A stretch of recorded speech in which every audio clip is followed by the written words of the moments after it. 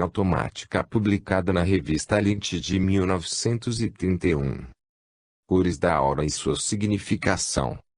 Na leitura de cores da aura, os videntes devem se lembrar muito de fatores que causam variações e distinguir a doença, a histeria e as emoções que podem ser permanentes, transitórias ou devidas ao temperamento. E levando em conta essas reservas, o extrato seguinte do Lynch de 3 de janeiro de 1931 dá uma nomenclatura das cores vistas pelos clarividentes. Das escritas automáticas fornecidas por Uraven notamos o que se segue concernente à significação das cores da aura. Não esquecer que há diferentes tons de cores e que tudo depende da nuance. Uma pessoa tendo em sua aura uma cor rica e pura será melhor do que uma outra tendo uma cor muito pronunciada, mas de um tom escurecido. As cores escuras denotam que o poder está aí, mas que o possuidor não o utilizou. O branco significa pureza e todos os brancos o significam, embora o mais belo mostre uma pureza superior. O ouro significa paz, e todos os tons dessa cor têm a mesma significação em graus diferentes. A cor chama significa honra, não distinção, mas aquela que te tem autoestima por seus amigos e seu entorno. Verde é a cor da inteligência e do saber, é também a da natureza. Amarelo quer dizer poder cerebral, e a pessoa que tem o amarelo para sua cor é a que daria sua vida para o estudo de coisas elevadas. Malva é a cor da benevolência e a que vós encontrareis sempre aquele que está pronto a ajudar. É também a cor da simpatia. Azul é verdade. Aquele que é possuidor está sempre em busca de verdades e afasta todo obstáculo nem sempre gentilmente, mas a busca da verdade é tão importante que o pesquisador concentra toda a sua atenção sobre ela. Rosas significa amor, e não podemos ter vários amores, mas o verdadeiro e aquele que é isento de ciúme. O vermelho é a cor da paixão. Isso pode ser muito bem se a paixão é dirigida na boa direção, o que nem sempre acontece. Por boa direção entendemos música, arte ou conhecimento, mas não para coisas físicas. O castanho denota a depressão e é vista com as pessoas que se atormentam por pequenas coisas. O cinza significa desespero, e geralmente segue aqueles que não querem tentar se elevarem. O cinza prateado, entretanto, mostra os que conheceram o desespero e sofrem, mas que têm lutado contra muitos obstáculos. O preto quer dizer estar nas profundidades trevosas e é geralmente visto com os que pensam em suicídio. Quanto às diferentes tonalidades de cores, algumas são muito importantes. Tomai por exemplo o azul pavão. Essa cor é uma mistura de verde e azul, mas quando duas cores são intimamente misturadas isso mostra que nenhuma cor tem predominância.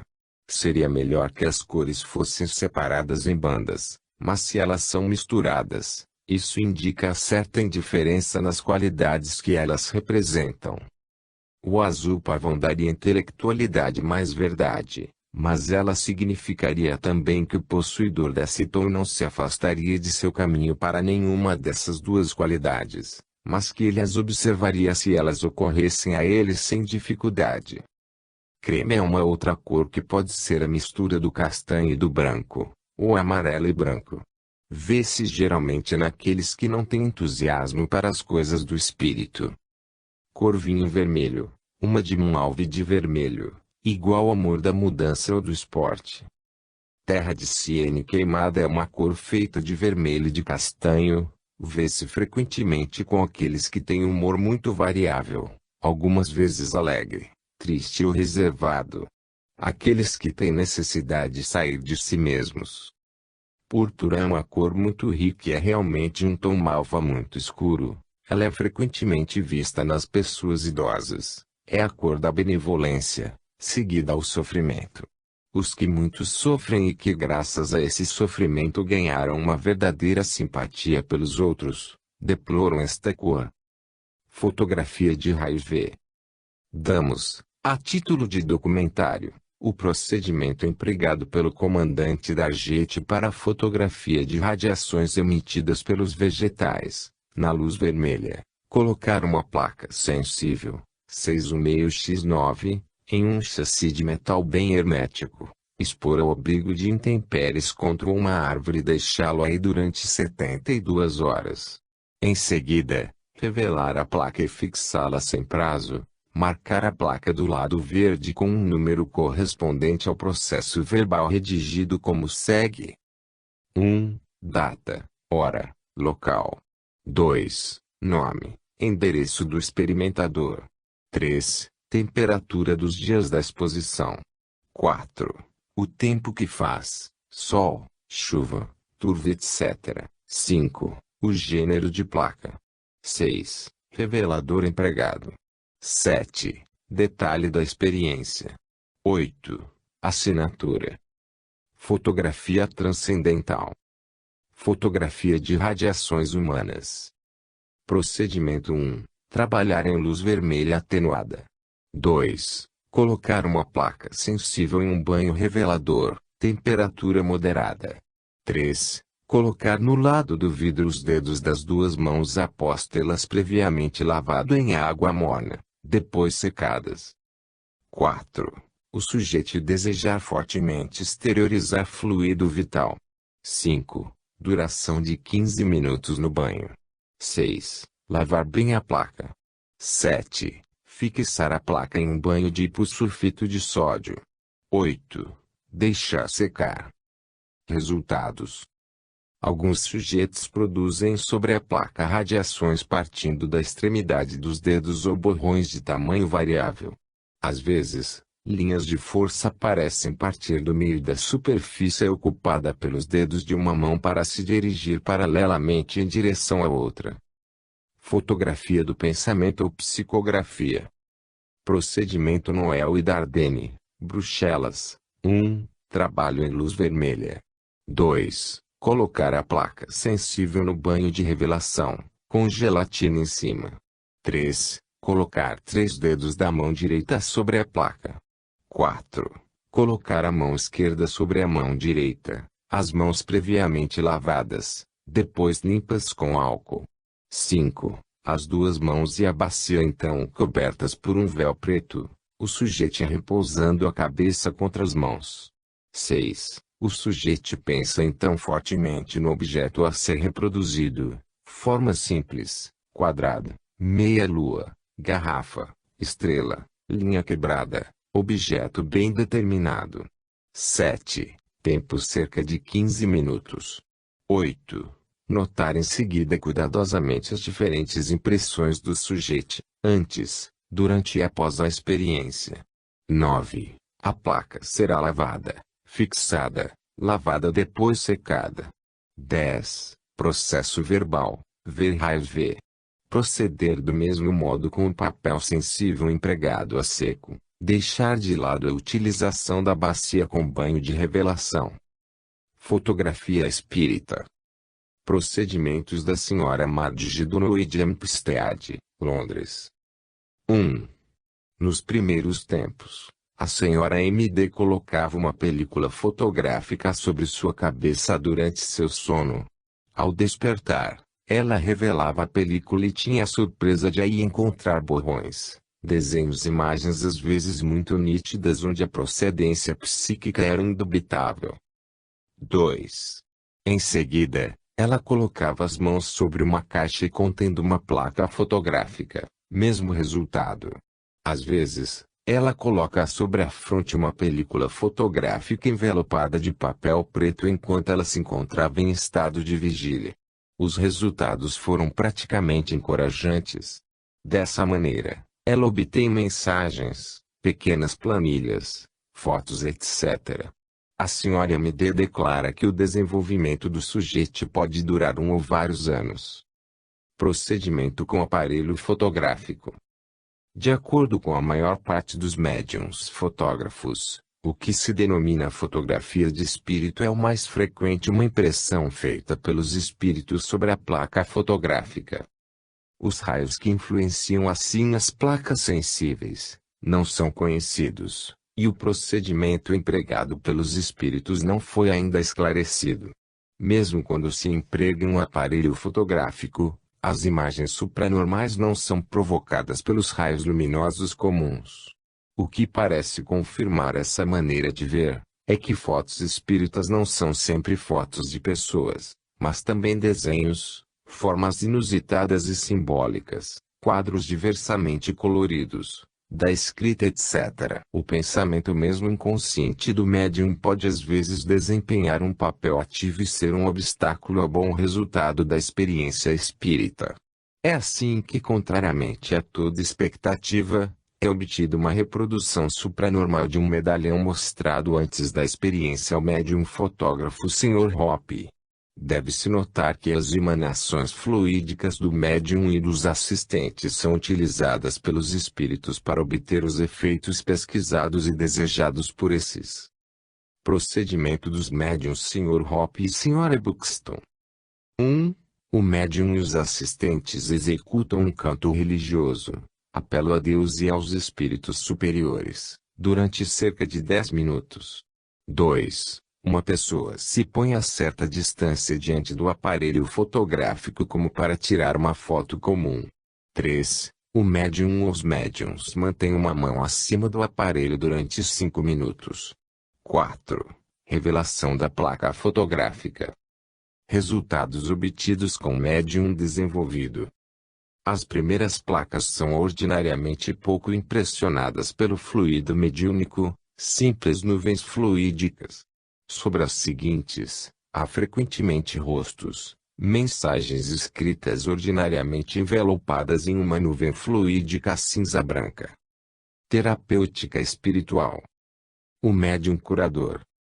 Ama a teu próximo como a ti mesmo. Jesus. Se nós temos em conta que todo indivíduo exterioriza em maior ou menor quantidade um fluido etéreo cuja natureza está condicionada pelo estado mental do sujeito, concebemos que o doente sobre quem uma pessoa bem de saúde, consciente de suas atitudes, imporá as mãos, receberá desta plenitude de sua vitalidade, sobretudo se seus pensamentos são dirigidos para atingir esse fim. Procedimento. 1. Apelo mental a Deus e aos espíritos superiores para obter uma ajuda espiritual eficaz. 2. O aluno curador colocará a mão direita sobre a fronte do doente ou tomará este pelas mãos. 3.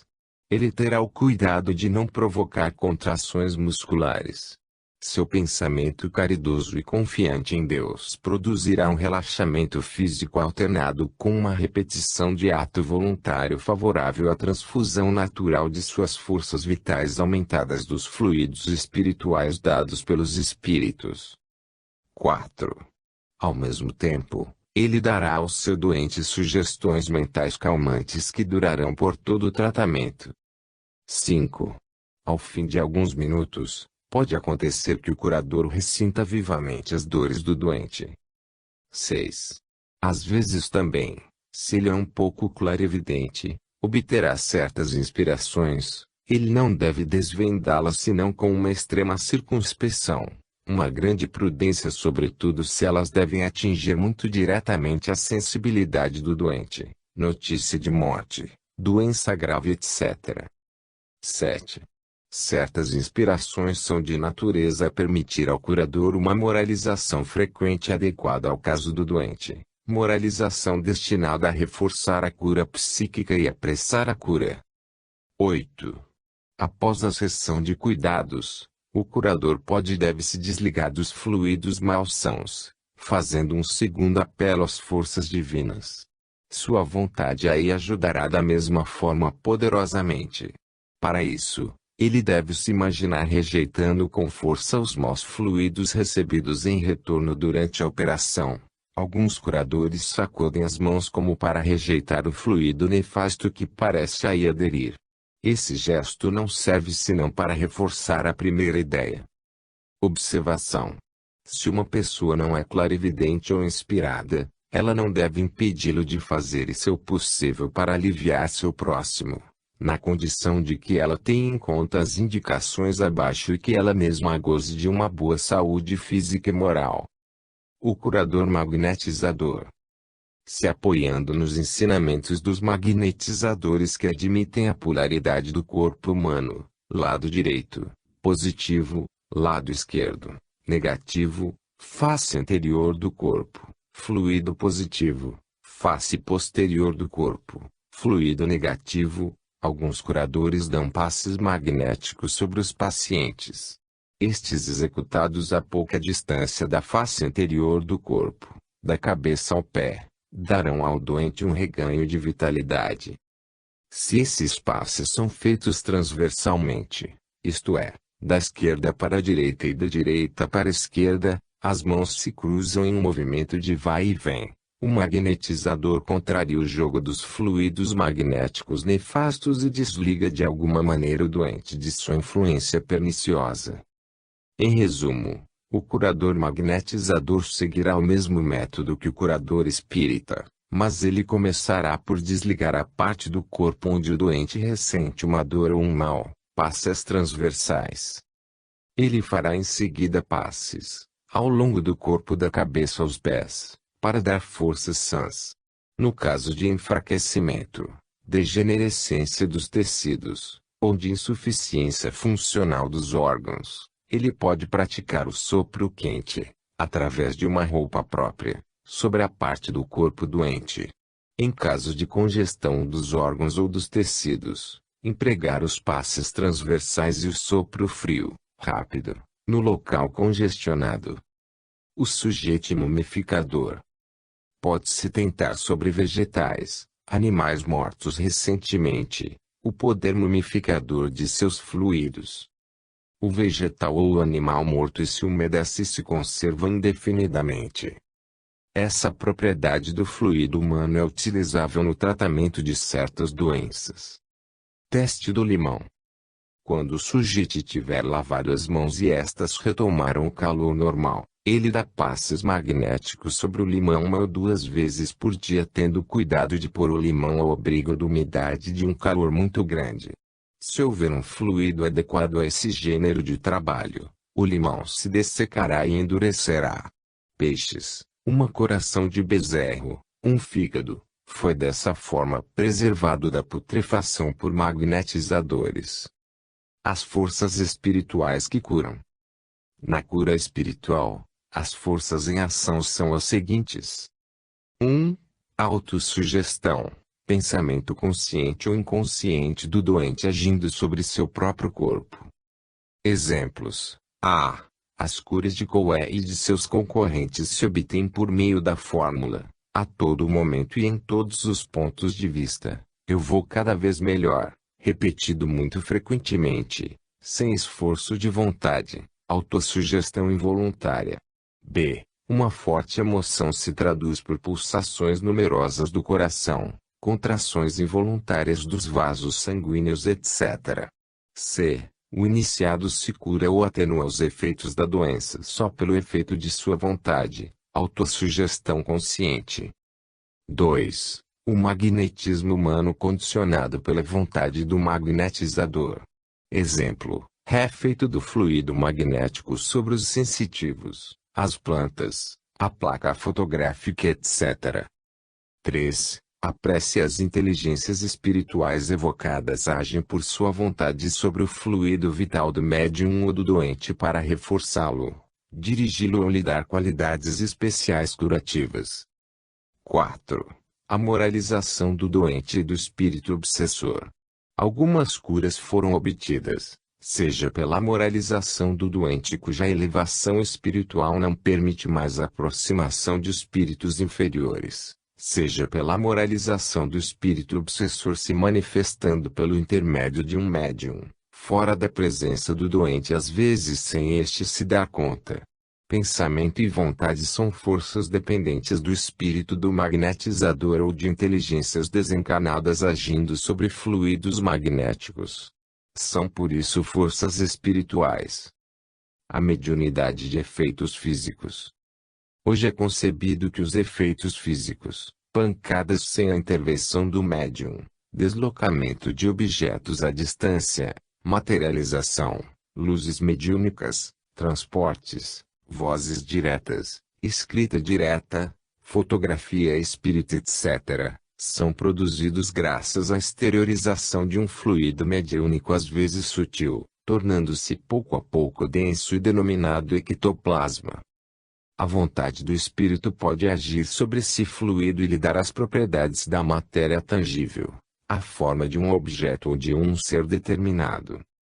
Em uma sessão, há efetivamente colaboração entre o médium e o espírito. É este último que condiciona a matéria mediúnica posta à sua disposição. Conforme os experimentadores científicos, podem-se afirmar que a luz do dia, a mentalidade e o número de assistentes, o estado de saúde ou de fadiga do médium, a temperatura, podem ter uma repercussão sobre os resultados da experiência. Natureza dos espíritos que se comunicam em uma sessão de efeitos físicos. Resta-nos, diz Allan Kardec, destruir um erro bastante divulgado e que consiste em confundir todos os espíritos que se comunicam por golpes, com os espíritos batedores. A tipologia é um meio de comunicação como um outro e que não é mais indigno dos espíritos elevados que a escrita e a palavra etc. O que caracteriza os espíritos superiores é a elevação do pensamento e não o instrumento do qual eles se servem para transmiti-la. Sem dúvida, eles preferem os meios mais cômodos e sobretudo os mais rápidos, mas na falta de lápis e papel, eles se servem sem escrúpulos da vulgar mesa falante. A prova está nessa, é que se obtém por esse meio as coisas mais sublimes. Todos os espíritos que batem não são por isso espíritos batedores. Esse nome deve ser reservado para aqueles que se podem chamar batedores de profissão e que, com a ajuda desse meio, se deleitam em fazer de tudo para divertir uma sociedade ou vexar por sua inoportunidade. Acrescentemos, diz Allan Kardec, que esses agem frequentemente por sua própria conta. Eles são com frequência também instrumentos dos quais se servem os espíritos superiores quando estes querem produzir efeitos materiais. A essas observações judiciosas, poderia-se acrescentar que o valor de uma sessão de efeitos físicos depende unicamente da finalidade que os experimentadores perseguem. Está claro que os espíritos superiores possam dirigir sessões de efeitos físicos quando estas devem trazer de uma parte consolação de angustiados e de outra parte, a verdade científica dos poderes do espírito sobre a matéria. Pesquisa do médium de efeitos físicos. 1. A designação de médium pode ocorrer após uma constatação de fenômenos espontâneos que não se produzem senão em presença de uma pessoa. Sempre a mesma. 2. A designação de médium resulta às vezes também de uma prova simples, ordinariamente, sessão de tipologia, em um iniciado, diretriz do fenômeno, assinalada a uma ou as pessoas da assistência favorecendo a realização dos fenômenos. É com frequência, dessa maneira, que se descobrem os médiums de efeitos físicos. 3. Um guia de médium desenvolvido pode igualmente fazer essa designação durante uma sessão psicológica. O médium tiptólogo. O médium tiptólogo é aquele que permite aos espíritos de entrar em comunicação com os encarnados por meio de pancadas. As pancadas se obtêm de duas maneiras. A primeira, que se poderia chamar tiptologia por movimento de balanço, consiste no movimento da mesa que se eleva de um lado, depois cai batendo com o pé. Allan Kardec. Primeiro procedimento. O médium põe as mãos sobre as bordas da mesa. Se ele deseja se entreter com um espírito determinado, ele deve solicitar sua visita pela prece. No caso contrário, é o primeiro que vier que se apresenta, pelo menos que ele não seja designado por um espírito mais elevado para essa tarefa. Desde os primeiros movimentos da mesa, se for conveniente que o espírito bata um golpe para sim e dois para não, lhe serão dirigidas as questões que se desejam. Segundo procedimento. Para evitar a brevidade das respostas e os erros sempre possíveis, pede-se ao espírito designar as letras por meio de pancadas correspondendo a cada letra. Para economizar a força psíquica, um assistente soletra o alfabeto. Pode-se assim obter palavras, frases e mesmo discursos inteiros. Essa operação pode ser abreviada adivinhando a palavra começada. Na incerteza, pergunta-se ao espírito se ele quis dizer tal ou tal palavra. Tipologia íntima. Mais convincente é a tipologia íntima, pois ela parece provar a independência do fenômeno em relação ao médium. Na tipologia íntima, os golpes se fazem ouvir mesmo na madeira da mesa, sem nenhuma espécie de movimento. Esses golpes às vezes muito fracos, outras vezes bastante fortes, retumbam também nos móveis do apartamento, contra as paredes, as portas e o teto. Procedimento. No começo, o médium e os assistentes colocarão os dedos sobre as bordas da mesa que parece assim servir de acumulador da força psíquica. No fim de algum tempo, uma meia hora e mais, os primeiros ruídos se fazem ouvir. É o momento de fazer as perguntas ao espírito. O desejo sincero de se instruir, a bondade da pessoa que interroga, predispõe com frequência favoravelmente o espírito operador. É bom não prolongar as sessões de experiências mais de uma hora. A tipologia íntima é um dos fenômenos mais simples da mediunidade de efeitos físicos cuja importância é incalculável do ponto de vista científico. Movimento da mesa. Quando o efeito físico começa a se manifestar, ouve-se bastante geralmente um pequeno estalido na mesa. Sente-se como um tremor que é o prelúdio do movimento. Ela parece fazer esforços para arrancar. Depois o movimento de rotação se pronuncia. Ela se acelera ao ponto de adquirir uma rapidez tal que os assistentes têm dificuldade de segui-la. Uma vez o movimento estabelecido, pode-se mesmo afastar-se da mesa que continua a se mover em diversos sentidos sem contato. Quando o poder mediúnico é considerável, ela se destaca inteiramente do solo e se mantém em equilíbrio no espaço, sem ponto de apoio, se levantando mesmo às vezes até o teto. Depois desce lentamente ou tomba violentamente se quebrando, o que prova de uma maneira patente que não estamos sendo joguetes de uma ilusão de ótica. Allan Kardec. O médium de materialização. Definição. O médium de materialização é o que exterioriza bastante fluido mediúnico ou ectoplasma para permitir a materialização parcial ou total de um espírito agindo sobre ela pela vontade. É ordinariamente um médium tipólogo desenvolvido.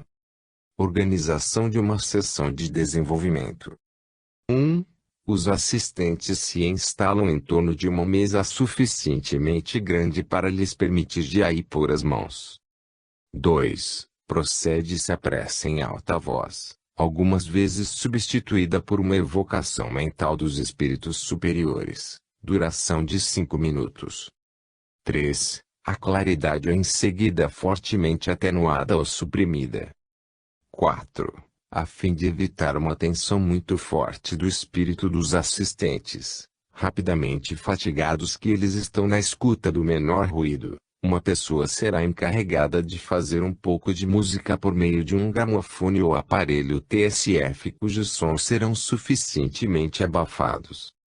5. Ao fim de 5 ou 10 minutos de espera, o diretor da sessão pede de viva voz se há um espírito capaz de produzir pancadas ou qualquer outra manifestação a fim de provar sua presença.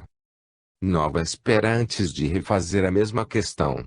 Essa espera pode durar uma meia hora e mais, antes de obter o sinal solicitado. A fim de romper a monotonia de um silêncio prolongado, pode ser permitido a cada um formular em algumas palavras o resultado de suas observações pessoais, sensação de frio, toques anormais, visão etc. Quando se possui um médium tipólogo, não é raro que após 20 ou 30 minutos, ouvir-se estalidos cada vez mais fortes na madeira da mesa, nas paredes, nos móveis em volta. De outra vez, os ruídos podem se reduzir a simples golpes martelados sobre a madeira como se fossem produzidos com o dedo ou um lápis. 6. Quando os fenômenos se fazem cada vez mais raros por causa do esgotamento dos fluidos, Ao fim cerca de 1 hora ou 1 hora e meia de sessão, suspende-se a sessão. Nesse assunto, se há um meio, a opinião do espírito diretor dos fenômenos deve ser solicitada por meio de uma convenção previamente estabelecida. 7. Termina-se pelos agradecimentos do diretor de sessão a Deus e às entidades colaboradoras. 8. Se o médium tiver adormecido, pode-se despertá-lo chamando por seu prenome e lhe aplicando passes magnéticos transversais sobre a cabeça e o peito. Em caso de necessidade, soprar ligeiramente sobre os olhos e fazer sugestões calmantes. De uma maneira geral, não se precipitar o despertamento que precederá sempre a claridade. Observações. 1. Alguns sujeitos sensíveis ao magnetismo podem tornar-se médiums de efeitos físicos. Serão adormecidos por alguns passes de alto a baixo da cabeça e do peito. São reconhecidos pelo fato que eles são fortemente atraídos pelas mãos do magnetizador quando este, após tê-las colocado sobre os ombros e as omoplatas do sujeito, as retiram tentando atrair o sujeito por sua vontade. Ao final de algum tempo, se abster de adormecer o sujeito pelo magnetismo. Os espíritos guias que se encarregarão disso. 2. Desde as pancadas atestam uma participação interessante de entidades e sua evidente boa vontade. O diretor de sessão deverá empregar todos os meios apropriados para aumentar a exteriorização fluídica consecutiva à exaltação dos experimentadores. O emprego de perfumes, cones de incenso, e música pouco barulhenta, melodia, e são recomendados. Flores dispostas em um vaso sem água. É sabido que a água dissolve os fluidos e os absorve. Por intenção dos espíritos colaboradores não fazem senão dar à sessão um caráter de franca e reconhecida cordialidade. Em geral, todo o pensamento delicado e afetuoso é apercebido pelos espíritos que redobrarão esforços para satisfazer a seus colaboradores terrestres. 3. O emprego de um gabinete dito mediúnico é reconhecido de grande utilidade porque ele permite, durante a sessão, uma concentração mais fácil dos fluidos. É constituído por uma cortina escorregadia sobre um triângulo e cortando em ângulo a peça. As paredes formando um ângulo devem estar igualmente cobertas das mesmas cortinas comuns em algodão pelúcia de tons em preto. Não é necessário que o gabinete esteja na proximidade do médium que pode ficar entre os assistentes. 4. A mudança de local diminui os resultados. Os objetos não estão mais impregnados do fluido mediúnico. 5. Se quiser reservar a sessão para o estudo dos fenômenos físicos, é bom solicitar os espíritos para não recorrer muito frequentemente para incorporação comum pelos médiuns presentes. As instruções e comunicações podem ser dadas em uma sessão anterior reservada para esse efeito. Renovação das sessões. No começo do desenvolvimento mediúnico, as sessões podem ter lugar uma vez por semana, em hora e dias fixos. Quando os resultados forem substanciais e podem levar o médium à fadiga, é conveniente espaçar mais as sessões, 15 dias. O médium de escrita direta. Médiuns de exteriorização fluídica têm a faculdade rara de permitir aos espíritos manifestar sua presença por meio da escrita produzida sobre papel sem a intervenção do médium e sem a ajuda de uma matéria conhecida. Para alcançar aí, será feito da mesma maneira que para a mediunidade de materialização, após ter colocado previamente um bloco de anotações sobre uma prancheta. O médium de vozes diretas. Em uma sessão de vozes diretas, o espírito fala, não pela boca do médium, mas por um órgão vocal que ele mesmo construiu pela força de sua vontade agindo sobre os fluidos. Os assistentes, incluindo o médium, se assentam em círculo e se dão a mão. No meio do círculo, põe-se um megafone muito leve, ordinariamente em alumínio, servindo para amplificar os sons. Quando o poder do médium é suficiente, o megafone, chamado ordinariamente trompete, na Inglaterra, se desloca, Se eleva às vezes no espaço até o teto de onde se ouve a voz do Espírito. As vozes podem igualmente se fazer ouvir diretamente no ouvido dos assistentes e ser reconhecidas. Para as outras disposições, ver médium de materialização. Médiuns de transporte. O médium de transportes é igualmente uma espécie de médium de materialização. Graças a ele, os espíritos podem fazer penetrar em uma caixa ou uma sala hermeticamente fechada, um objeto exterior. O transporte de um objeto da sala de sessão para fora é igualmente possível. Segunda parte. Como se servir da mediunidade, organização das sessões, controle das manifestações espíritas. Os afins se atraem. As relações com o invisível são reguladas pelas leis de afinidades e a lei de amor. Prólogo. Compondo esse trabalho, nosso objetivo foi de colocar entre as mãos dos novatos, uma exposição do método espírita cujos elementos foram fornecidos por uma documentação tirada em grande parte nas obras de nossos mestres, de um lado, e uma experimentação pessoal muito variada e a exaustão de outro lado. Apresentado sob uma forma sinótica, ele será, creemos, um indicador útil para o futuro experimentador espírita. Em lugar de se confinar em suas ideias pessoais, o noviço leva em conta que há, em torno dele, outros pesquisadores estimáveis, desenvolvendo sob planos diferentes, com métodos adequados a seus gêneros de trabalhos e que colaboram com ele na edificação do monumento espiritualista de amanhã. Alguns, não ignoramos que uma vista de conjunto é forçosamente muito incompleta, mas ele é normalmente suficiente para os debutantes. Muitas matérias não lhes permitiriam aliás distinguir o essencial do acessório. Entretanto, referências sérias permitirão encontrar rapidamente em obras de valor os desenvolvimentos que tratam largamente os sujeitos abordados. Noções gerais. Se um cego conduz outro cego, ambos cairão em um buraco. Jesus. Diferentes aspectos do Espiritismo. Há 3/4 de século, o Espiritismo se espalhou sobre a superfície do globo. Muitas pessoas sem preparação especial, o praticaram segundo sua compreensão pessoal. Cada povo o marcou segundo o cunho de seu caráter étnico e religioso. Assim, nasceram, no curso da experimentação, duas correntes principais de ideias. Uma, pelo positivismo cartesiano, que põe-o na base do conhecimento.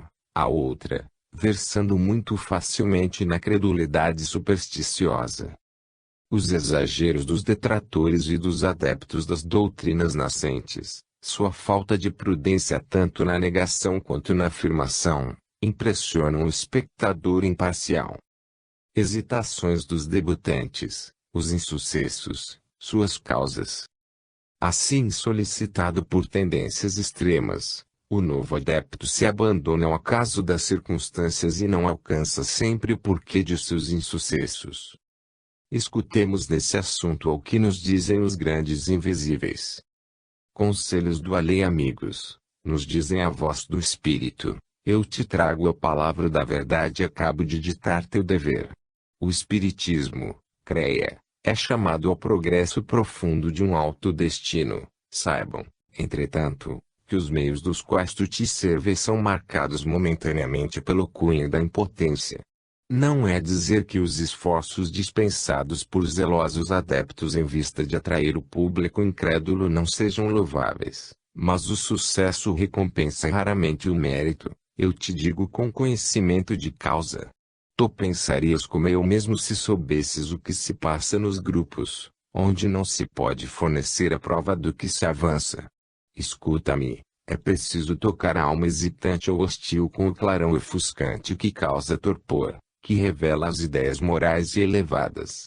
O clarão é o fato brutal, positivo, incontestável da vida após a morte.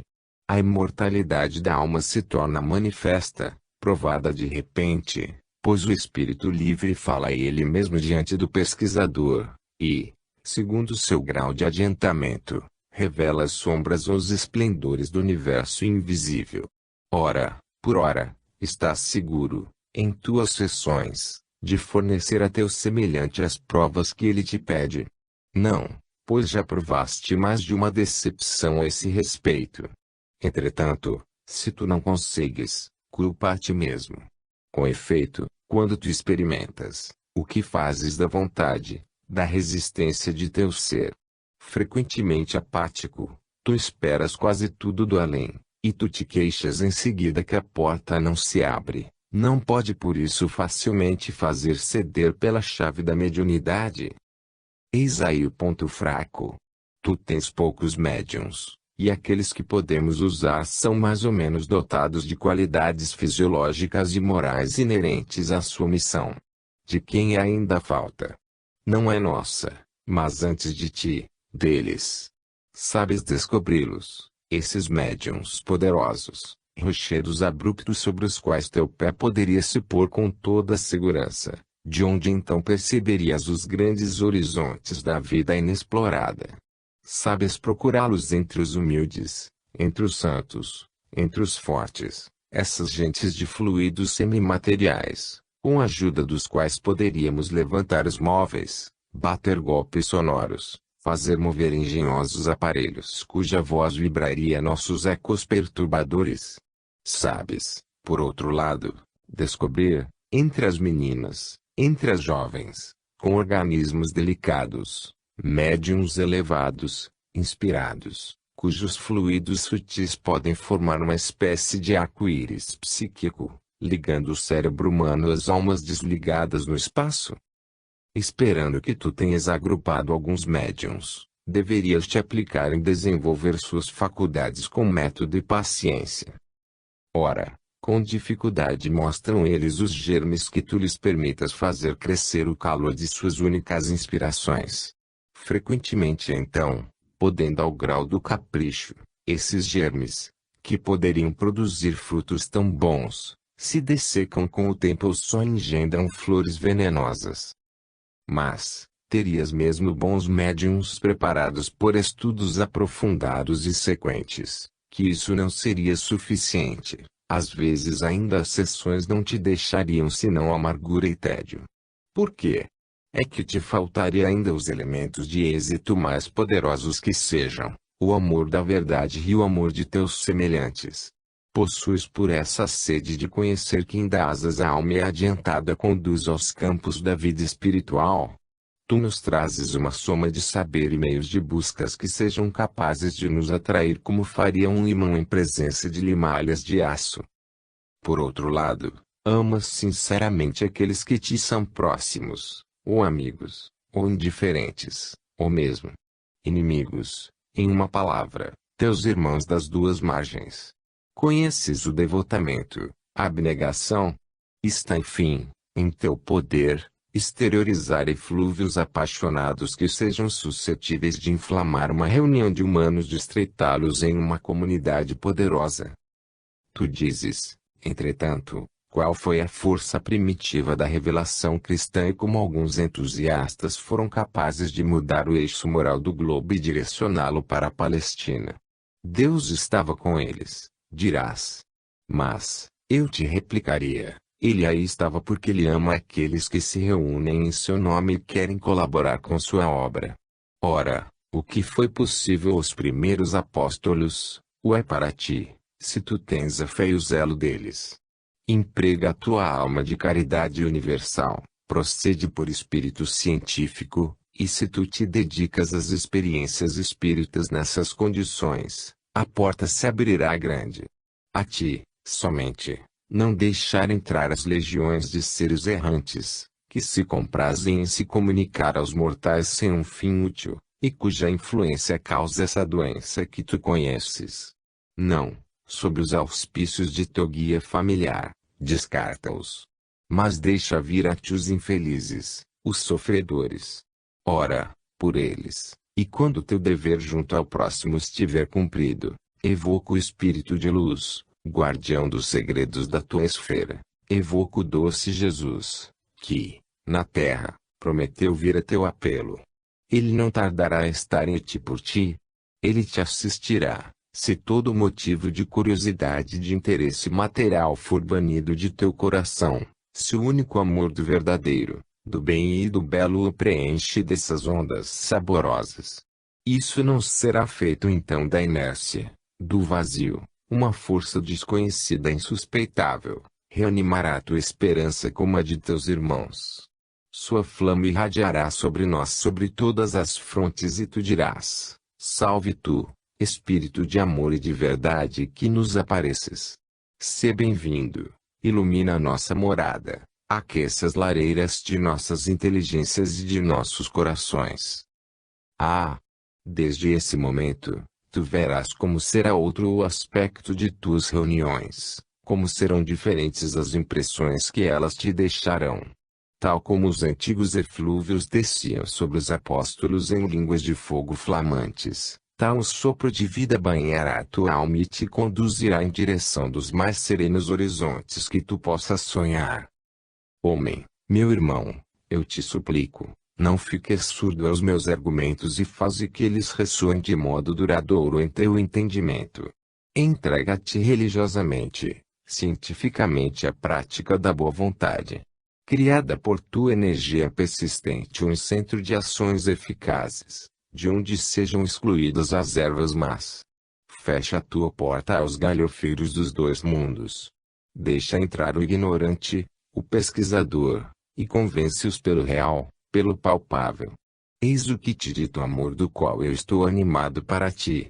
Se tu me ouves, a-te a coroa de murta e louro dos vencedores. Mas se tu me repeles, bem, vai, abandona infrutuosos estudos, vãos exercícios. Vai, sê um homem honesto e não aspires senão a tua salvação pessoal. Não, caro amigo, quero crer que tu me escutaste, que minha palavra entrou em teu coração suscetível de apreciar. Quero crer que tu desejas te entregar à prática experimental do Espiritismo da maneira como eu te aconselhei, não esquecendo de modo nenhum que o estudo moral e filosófico deve dar-lhe equilíbrio. Para tal, torna melhor a ti mesmo. Discerne o justo do injusto, o bem do mal e retém o que é bom. Que teu espírito seja mestre e faça do corpo um escravo. Se o fluxo de teus pensamentos se acha sujo, desvia o curso e purifica-os nas rochas da virtude e do dever. Jamais dizes, é muito tarde. Não, é sempre tempo de bem fazer e, em face de um desejo impuro, de uma tentação desonesta, tu deves dizer e tu podes, eu não quero sucumbir, eu não o quero. Então, quando tu fores bom e sábio, faze pregação. Vai, fala, instruas, propagues a pura doutrina. Sem censura, tu não terás medo. Vai, sê valente e Deus te ajudará. O fluxo de incredulidade poderá te repelir. Não importa. Como fazia Jesus na barca de Genizaré, divulga malgrado tudo, o grito de amor e de verdade que transborda de tua alma. Dirige aos homens de boa vontade, que te ouvem, atentos na margem, as palavras que o vento sem dúvida levará, que passarão, mas cujos bons efeitos se perpetuarão de espírito em espírito, de coração em coração, graças à sanção eficaz das experiências e dos dados positivos. Isso é suficiente? Não, ainda não. A pena está aí. Serve-te dela e faze vibrar a alma de teus semelhantes sob os pensamentos traduzidos em linguagem expressiva. Acumula o efeito, desenvolve os ensinos de tua imaginação, dá livre curso para parafrasear a obra construída, para embelezar o cume do edifício das hipóteses sorridentes e fazê-lo subir cada vez mais ao além, em direção a Deus. Isso será o campanário e, tão alto esteja ele, se estiver assentado sobre uma base sólida, jamais poderá romper o equilíbrio do monumento. Coragem, meu irmão, a obra. Eu te conjuro em nome do Ser Todo-Poderoso, para ti, para os teus, para a causa sublime que, ligando o céu à terra, abraça o mundo inteiro de seu vôo infinito. Tal é a estrada luminosa daquele que cumpriu o papel filosófico e moral das comunicações com o além. É sempre assim. Infelizmente. Não. Os neófitos, atraídos pelo maravilhoso ou pressionados pelo sofrimento mal suportado, se lançam em direção ao desconhecido. Incrédulos a tudo que toca ao domínio do invisível, seu vasto apetite, que explica uma longa fome espiritual, exige sem levar em conta condições sine qua non de sucesso, de provas imediatas, materiais, de fatos pessoais transcendentes, deslumbrantes, e sem nenhuma informação prévia. Eles abordam o terreno experimental por um de seus lados, aí se estabelecendo, que não abandonam a parte, por falta de resultados palpáveis. Imprecisando o método adotado. Assim nascem lado a lado diferentes centros de estudos ocultistas, metapsíquicos, psiquistas, espíritas etc., não tendo de comum senão o desejo legítimo de saber, mas separados por práticas empíricas formando divisões intransponíveis. Consequências. Cada um falando uma linguagem que lhe é própria, há uma certa diferença marca as relações dos pesquisadores da verdade, cuja palavra de ordem deveria ser, entretanto, antes de tudo, fraternidade. Esse estado de coisa provém ainda da falta de compreensão do papel devido a cada grupo experimental na vasta obra da renovação espiritual. Fatalmente, a falta de unidade falseia as engrenagens de uma vasta organização, destinadas no plano primordial a se justapor e a se mover sem nenhuma espécie de atrito. Necessidade de uma metodologia geral. É para se proteger desse perigo que desagrega as construções mais sólidas, que nós damos nas páginas seguintes uma visão do conjunto da experimentação onde o noviço poderá, em um resumo sugestivo, alcançar a evolução ascensional que deverá percorrer e se penetrar do método adequado do gênero de sessões que ele se propõe manterem. Prática das sessões. Os grupos experimentais podem se dividir em 3 espécies segundo o objetivo perseguido. Cada um comporta inevitavelmente 3 graus, físico, intelectual e moral, mas prevalece o caráter do grau predominante. Qualquer que seja o móvel que anima o experimentador, cada sessão, nos 3 domínios, tem um grande valor, cada uma trazendo alguma soma de conhecimentos deduzidos da experimentação na condição que esta seja conduzida com desinteresse, método, um desejo sincero de projetar alguma luz sobre o problema do ser e de seu destino com exclusão de todo preconceito filosófico. Todo trabalho é por isso digno de interesse e deve o respeito de todos os participantes da grande verdade, que tem necessidade para se estabelecer da ciência e da tolerância de todos seus defensores. Assim nos 3 planos, físico, intelectual e moral, os pesquisadores elaboram pedra sobre pedra o novo edifício espiritualista, admirável síntese dos registros decorrentes das descobertas humanas no mundo psíquico, realizados com a colaboração dos grandes invisíveis. Diante deles, estes fazem de um traço brilhante a espiral que percorre lentamente a evolução humana em direção à perfeição, relevando sem cessar os que faliram e suscitando novos pioneiros. Evolução do grupo experimental. O experimentador que aborda pela primeira vez o invisível, quer se assegurar em primeiro lugar da realidade objetiva das inteligências que se manifestam e pesquisar as manifestações físicas caracterizadas. Nada é mais legítimo em nossa época de aflição moral. Pouco a pouco, ele se diz reconhecer as inteligências diretoras dos fenômenos. Assim, sem que ele duvide, a sessão torna-se psicológica. Aí ele determina a diversidade das influências quando em sua natureza e suas capacidades, desde a inteligência do médium e de seus espíritos inferiores até as entidades morais e superiores.